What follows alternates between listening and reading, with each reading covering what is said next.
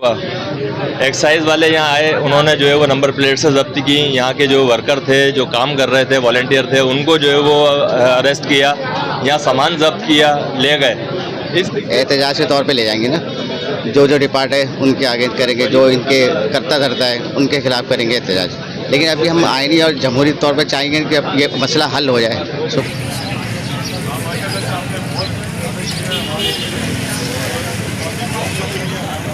की जो महंगाई की सताई हुई आवाम, उसको एक फैज़ान हुसैन भाई ने कराची नौजवान फाउंडेशन के तहत एक रिलीफ फराम करना चाहा। जैसा कि साबका 15 दिन से जो है वो नंबर प्लेट्स मुफ्त तकसीम की जा रही थी बिला मुआवजा। यहाँ आवाम का रश देखने के काबिल था। उस आवाम को यहाँ पे जो है वो रिलीफ उनको बर्दाश्त नहीं हुआ।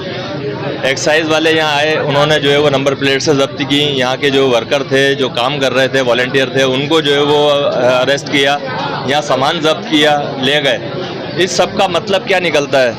यहाँ जो है वो मंशियात के खुलेआम जो है वो अड्डे चल रहे हैं। वहाँ आज तक आपने कभी नहीं सुना होगा कि किसी ने रेड करी है।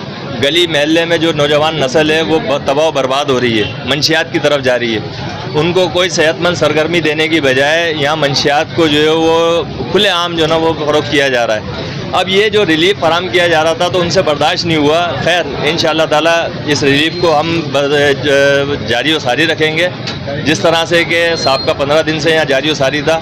आइंदा इंशाअल्लाह ताला एक दो रोज़ के अंदर दोबारा से उसी तरह से उसी तरतीब के साथ आवाम को वही नंबर प्लेट्स बिला मुआवजा तकसीम जारी रहेंगी इंशाअल्लाह ताला। शुक्रिया।